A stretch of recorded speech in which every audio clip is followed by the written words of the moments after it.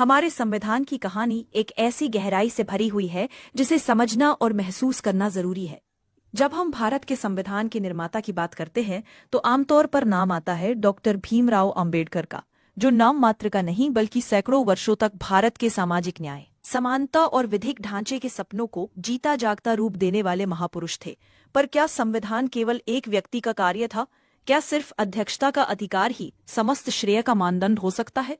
यहाँ एक नाम और है जिसका योगदान आज भी छुपा हुआ है, जिसके बिना आज भारत का संविधान वैसा नहीं होता जैसा है।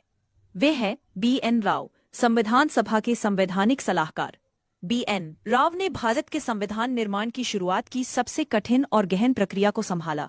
वे अकेले ऐसे व्यक्ति थे जिन्होंने दुनिया के कई देशों के संविधानों का महीनों तक अध्ययन किया, जटिल प्रावधानों की तुलनात्मक समीक्षा की और अपनी समझ को भारत की बहुलतावादी और विविधताओं से भरपूर सामाजिक संरचना के अनुरूप बनाया।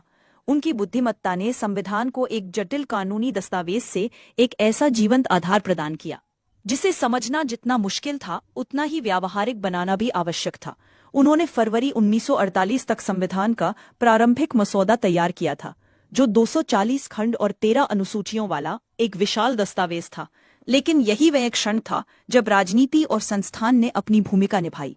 समुदाय के नेताओं और कांग्रेस के इस आंतरिक फैसले के कारण ड्राफ्टिंग कमेटी के अध्यक्ष पद पर डॉक्टर भीमराव अंबेडकर को नियुक्त किया गया और संविधान सभा के सामने अंतिम मसौदा पेश करने का अधिकार उन्हें दिया गया। यहाँ सोचने वाली बात यह है, क्या ड्राफ्ट को पेश करने वाला ही इसका निर्माता हो जाता है?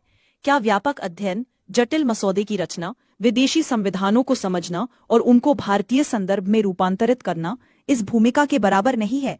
डॉक्टर राजेंद्र प्रसाद ने अपने शब्दों में BN राव को संविधान सभा के अपरिहार्य व्यक्ति कहा। उन्होंने कहा कि संविधान सभा के अधिकांश सदस्य स्वतंत्रता सेनानी थे। वे संविधान की गहराई को शायद समझ नहीं पाते थे, फिर भी राव ने ही सदस्यों के लिए उसके कठिन पहलुओं को सरल और सुलभ बनाया। आज जब हम संविधान निर्माता की बात करते हैं तो हमें केवल उनके नामों से आगे बढ़कर उस कार्य की गहनता को समझना होगा जिसने इस देश को सही मायनों में लोकतंत्र का असली स्वरूप दिया। BN राव की भूमिका न केवल प्रारंभिक मसौदे की रचना तक सीमित थी, बल्कि संविधान के हर निर्णय और संशोधन के पीछे उनका ज्ञान छिपा था।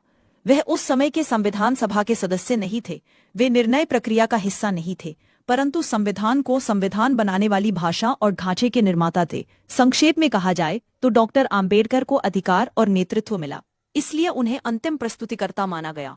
पर BN राव वह वैज्ञानिक मस्तिष्क थे जिसने संविधान की कल्पना को आकार दिया। उनके बिना संविधान का मसौदा ही नहीं बन पाता। संविधान निर्माता वही है जिसने स्वप्न देखा, उसे जमीनी हकीकत में बदला और विधिक दृष्टि से मजबूत किया। इसलिए हमें विचार करना चाहिए, क्या भारतीय संविधान का असली निर्माता डॉक्टर आम्बेडकर ही थे या BN राव जैसा महान विचारक जिसने उस संविधान को हमारे लिए बनाया? सोचिए, जानिए और सम्मान दीजिए उस ज्ञान को जिसने हमारे संविधान की नींव रखी।